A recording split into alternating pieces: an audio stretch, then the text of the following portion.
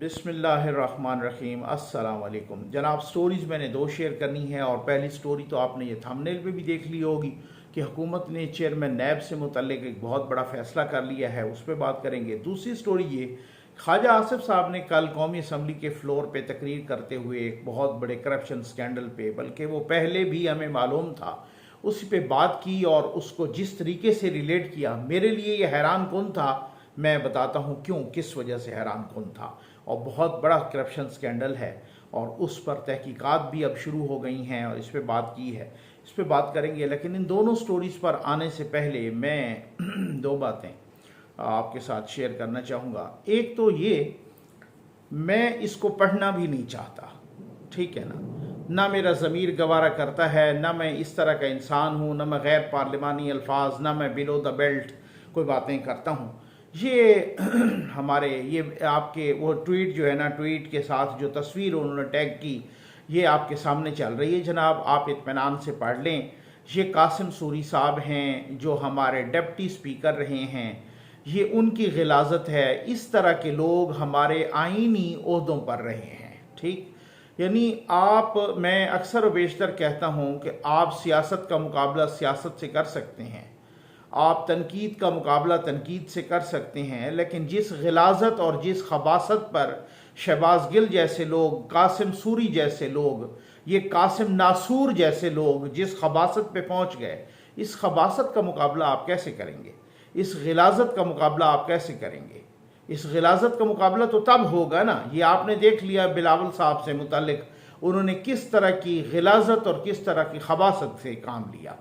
ये आप अंदाज़ा कीजिए, ये इस तरह के लोग, मैं खुल के कहूँगा कि कंट्रोल टावर ने हमारे ऊपर मुसल्लत किए थे। कंट्रोल टावर ने इस तरह के लोग पाकिस्तान पर मुसल्लत किए थे जिसका आज वो छोड़ने को तैयार नहीं, और वो जिस तरीके से उनको फारिग किया गया, वो आज तक भी पाकिस्तान की तबाही में उसी तरह इंतशार, तबाही, फितना बपा कर रहे हैं। ये वो लोग हैं। अच्छा, उसके बाद महमूद ख़ान की मैं बात करूंगा जो वज़ीर आला खैबर पख्तूनख्वा हैं। उन्होंने कहा जनाब एक तकरीब से ख़िताब करते हुए कि इससे तो बेहतर है, इस हुकूमत से तो बेहतर है हम अफ़गानिस्तान चले जाएं। मेरा ख़्याल है हुजूर आप चले ही जाएं। और वो भी इसी तरह का नासूर है जिस तरह से कासिम डफर, कासिम बेशरम किस्म का कासिम सूरी, और ये जिस तरीके का ये नासूर है वो भी उसी तरह का नासूर है। क्योंकि उन्होंने कहा कि ये हमें अफ़गानिस्तान चले जाना चाहिए, वहाँ हम बड़े सुकून से रहेंगे, तो चले जाएं। और उन्होंने कहा कि अभी पोलियो पर टास्क फोर्स का इजलास हुआ, मैं तो इस वजह से नहीं गया कि वहाँ पर मैं शहबाज शरीफ की शक्ल नहीं देखना चाहता। ये वो सारी बातें हैं जो आप अपने लीडर को खुश कर रहे हैं। उनको पता है, जैसे इनके वो जवाद अहमद साहब जिनका मैंने भी इंटरव्यू किया था, और उन्होंने बताया था बहुत वाज़ेह तौर पे कि नकवी साहब, इन लोगों को पता है कि खान साहब कैसे खुश होते हैं। खान साहब ऐसे खुश होते हैं कि जब उनके मद्दे मुकाबिल को, जब उनके सियासी मुखालिफिन को नंगी गालियाँ दें, उनकी माँ बहन एक करें, उनकी ऐसी की तैसी करें, खान साहब इस तरह से खुश होते हैं। वही खुशी का मेयार अब शीरी मदारी साहबा को भी पता चल गया है कि कल उन्होंने ISPR को, DG/ISPR को टैग करके धमकी दी कि अगर आपने ये ना किया और हमें बोलने पर मजबूर ना करें, नहीं तो हम वो बोल देंगे जो अभी तक हम खामोश हैं। अब ये एक धमकी है, ओपन थ्रेट है इदारों को। अब आ जाएं जनाब इस बात पर कि हुकूमत पाकिस्तान ने क्या, वैसे तो हुकूमत पाकिस्तान इस वक्त माशाअल्लाह बहुत ही शराफत दिखा रही है, बहुत ही जनाब नीवे नीवे चल रही है, बहुत ही सर झुका के खड़ी है इमरान खान साहब के सामने, बहुत ही यूँ समझ लें कि हाथ बांध के खड़ी है इमरान खान साहब के सामने।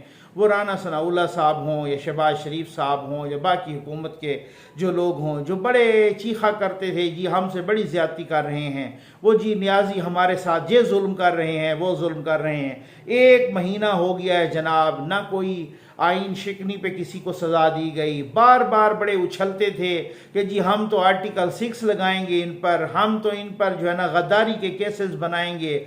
ना वो मस्जिद नबवी वाले वाक़े, भाई FIR क्यों काटी थी जब गिरफ्तारी नहीं होनी थी? ना उस वाक़े पर किसी को गिरफ्तार किया गया, कुछ भी नहीं हुआ।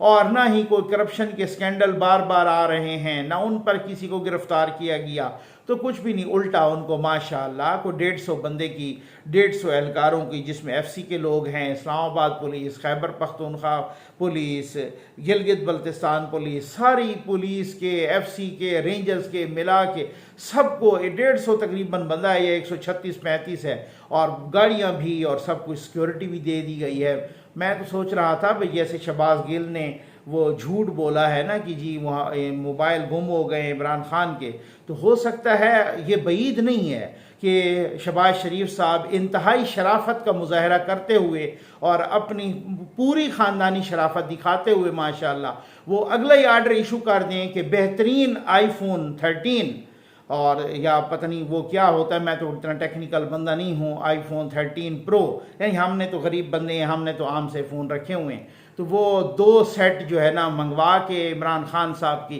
खिदमत अक़दस में पेश किए जाएं, साथ वो माफ़ीनामा भी हो कि जी आपके मोबाइल फ़ोन चोरी हो गए हैं तो ये नए फ़ोन हाजिर हैं, और साथ ही जो है ना उसका जुर्माना भी हो, और ये बईद नहीं है क्योंकि इसी तरह की बातें हो रही हैं, इसी वजह से तो वो लाडला सर पे चढ़ गया है। अच्छा, इसके साथ जनाब वो कहा जा रहा है कि चेयरमैन नैब साहब जिनकी मुद्दत अब ख़त्म हो रही है 2 जून को, क्योंकि उन्होंने आर्डनेंस जारी किया था ना, पिछली हुकूमत तो सारी चलती ही आर्डनेंसेस पे रही है, तो इन्होंने आर्डनेंस जारी किया था कि जी चेयरमैन ने जब तक अगला चेयरमैन नहीं आता तो यही काम करेगा, और अब सुना है कि 2 जून तक चेयरमैन नैब साहब वो उनकी मुद्दत ख़त्म हो रही है और उनको फारिग कर दिया जाएगा। अब ये फैसला हो गया है, अब अगला चेयरमैन कौन आता है उसका नहीं पता, लेकिन इनकी हद तक ये फैसला हो चुका है। लेकिन क्या ये फैसला इतने तक ही काफ़ी है कि चेयरमैन नैब को फारिग कर दिया जाए? नहीं साहब, अब थोड़ा सा एहतसाब भी हो उनका। जिस तरीके से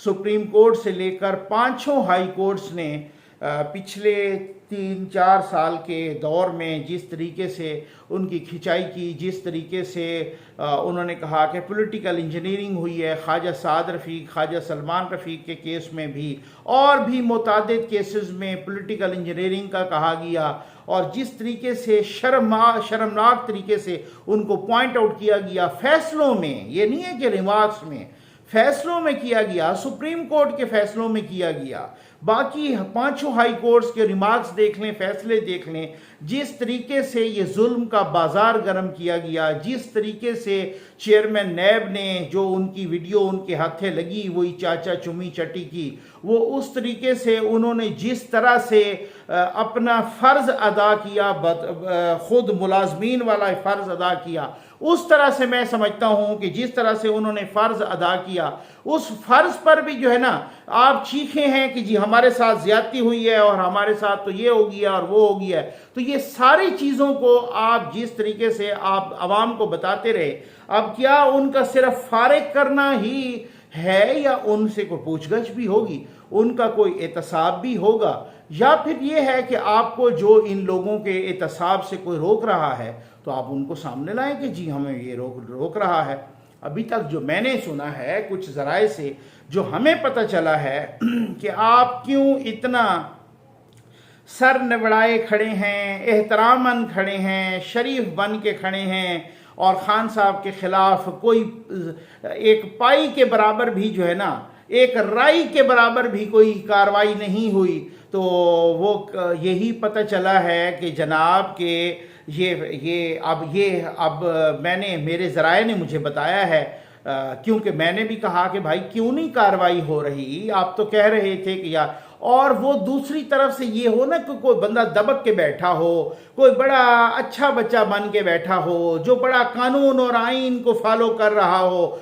नहीं, जलसे करना हर किसी का राइट है, लेकिन जलसों में जानवर भी कहना, जलसों में गद्दार भी कहना, और धमकी भी देना, डाकू भी कहना, बेशरम भी कहना वज़ीर आज़म को, और हर तरह से धमकी चढ़ाई की भी देना, और जिस तरीके से नफ़रत का इजहार भी करना, आप उनको सिक्योरिटी भी दे रहे हैं। अभी ये पता मुझे यही चला है कि भाई को इस तरह की बात है कि इनको कहा गया कि या तो अपने पाले हुए को जिनकी नैपियां बदलते रहे आप उनका खुद अरेंजमेंट करें, या फिर हमें इंतज़ाम करने दें, कानून और आइन के मुताबिक आप बीच में आड़े ना आए, बस बात इधर फंसी हुई है। तो अगर बात इधर फंसी हुई है तो मैंने तो कहा था कि जो न्यूट्रल बने हैं हम अप्रिशिएट करते हैं, जो ए पॉलिटिकल बने हैं, गैर सियासी बने हैं, हम एहतराम करते हैं, हम तो उस चीज़ को सलाम करते हैं। जैसे जरदारी साहब ने कहा है कि अगर जनरल बाजवा साहब न्यूट्रल बन गया है और ए पॉलिटिकल बन गया है तो उसे लड़ाई करनी चाहिए या उसको सल्यूट करना चाहिए,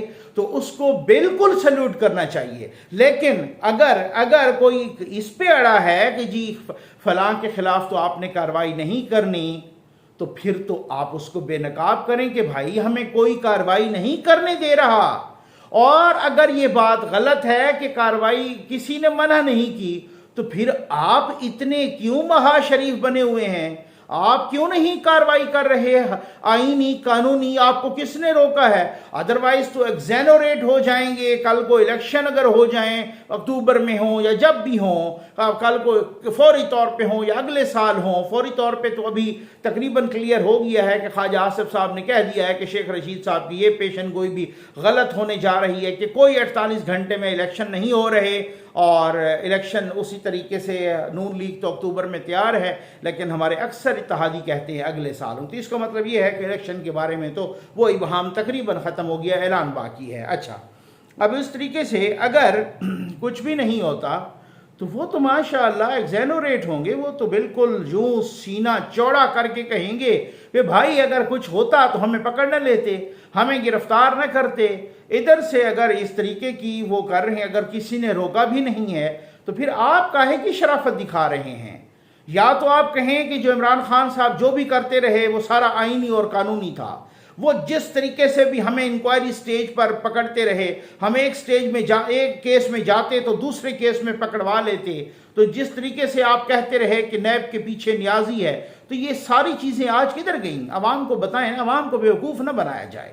अवाम को बताया जाए कि या तो कहें कि आप उस वक्त गलत थे, आपकी असेसमेंट गलत थी, या आप इस वक्त गलत हैं। ये दोनों आप अपोजिट चल रहे हैं। आप मीडिया को हमें बताते रहे, अवाम को बताते रहे कि न्याजी ये काम गलत कर रहा है, वो काम गलत कर रहा है, ये आईनी गैर कानूनी काम कर रहा है, ये आइन शिकनी कर रहा है, इस पे हम आर्टिकल 6 लगाएंगे, हम आएंगे तो हम ये कर देंगे, वो कर देंगे, और अभी तक हमने देखा है कि कुछ भी नहीं हुआ।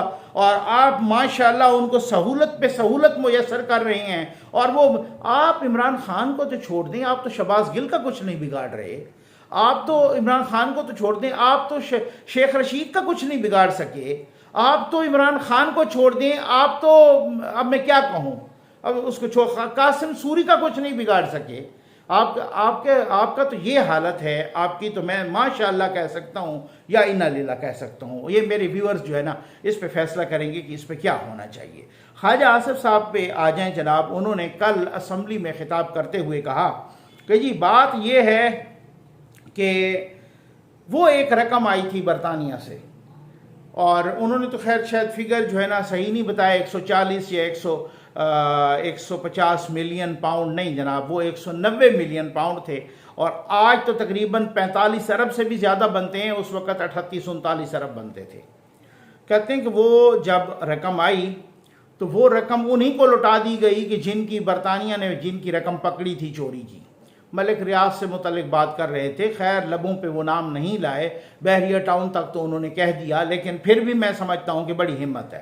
क्योंकि पहले मैं ये खुद कहता था कि चाहे वो पीपल्स पार्टी हो, नून लीग हो, चाहे वो कंट्रोल टावर हो, चाहे वो मीडिया हो, चाहे वो कोई और जमात हो, मलिक रियाज साहब के पास एक ऐसी गिदड़ सिंगी है, इसमें सारे एक पेज पर हैं, बिल्कुल एक। लेकिन फर्स्ट ऑफ ऑल ऐसा हुआ कि जनाब एक वज़ीर, एक नून लीग के बहुत बड़े रहनुमा ख्वाजा आसिफ साहब, वो जनाब असम्बली फ्लोर पे उन्होंने खड़े होकर कहा कि वो पकड़ी गई थी रकम और बरतानिया ने पकड़ के हवाले की पाकिस्तान के।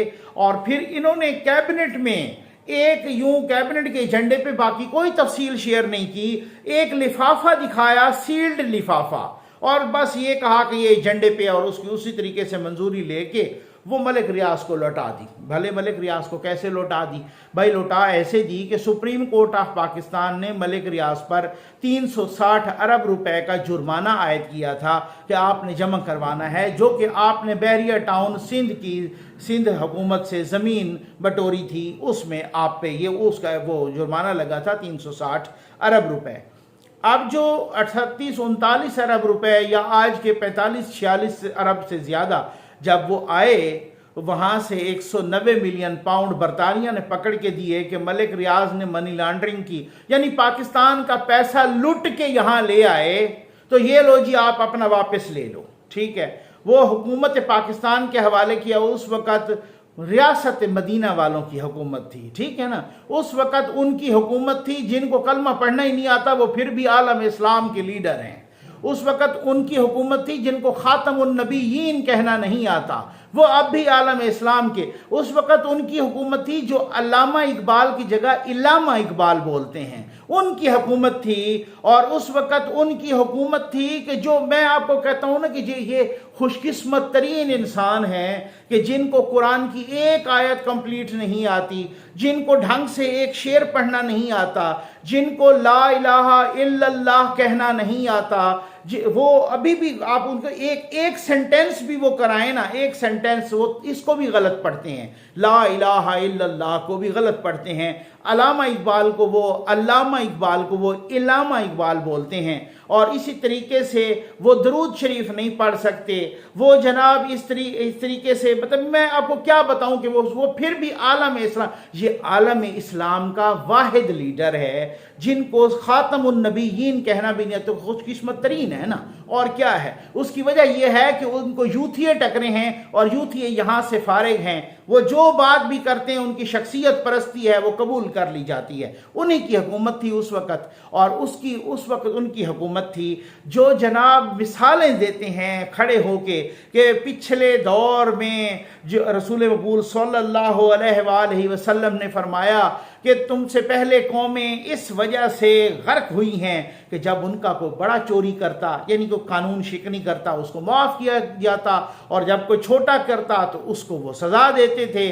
और ये मिसालें देते हैं। जब वो हज़रत उमर रज़ी अल्लाह ताला अन्हो की मिसालें देते हैं कि उनसे पूछा गया कि जनाब ये आपने कमीज़ कैसे बना ली, एक चादर से तो बनती नहीं, उन्होंने उनका जवाब दिया। वो मिसालें दे जो हज़रत अली कर्रमल्लाहु वजहू की मिसालें देते हैं कि कुफ्र का निज़ाम तो चल सकता है जुल्म का।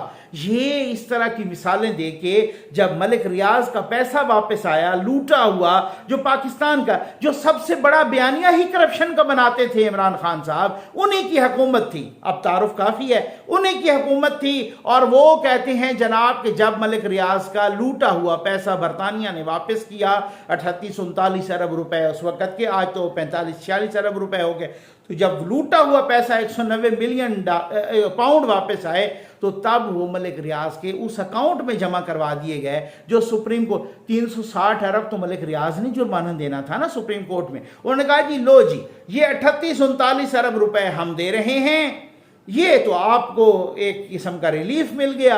अब ख्वाजा से अब तो हुकूमत है ना उनकी ना, अब वो कहते हैं हम इसकी इंक्वायरी करा रहे हैं, स्टेट के पास ये पैसा कहीं नहीं आया, ये ट्रेजरी में कौमी खजाने में ये पैसा कहीं नहीं आया, ये पैसा वापस मलिक रियाज को लौटा दिया गया है। ठीक है, ये उन्हीं की हुकूमत थी जो रियासत मदीना वाले थे, ठीक, जो अपने आप दावेदार थे रियासत मदीना के। उन्होंने करप्शन का पैसा दोबारा मलिक रियाज को लौटा दिया। और ख्वाजा आसिफ साहब ने कहा कि मलिक रियाज ने जवाब में क्या किया, उन्होंने 450 कनाल अलकादर यूनिवर्सिटी की इन्हीं के नाम पे कर दी, जिनमें इमरान खान भी ट्रस्टी हैं, जिनमें बुशरा बीबी पिंकी पीरनी साहबा भी ट्रस्टी हैं, जिनमें फरा गोगी भी ट्रस्टी हैं, वो बोर्ड ऑफ ट्रस्टी के डायरेक्टर हैं, मेंबर्स हैं। ठीक हो गया ना, बोर्ड ऑफ ट्रस्टी के वो डायरेक्टर्स में शामिल हैं। माशाल्लाह फरा गोगी जैसे उन्होंने कैलिफोर्निया से पीएचडी की हुई है। अच्छा माफ़ कीजिएगा। अब उसके बाद कहते हैं कि वो उस यूनिवर्सिटी का वजूद ही कोई नहीं,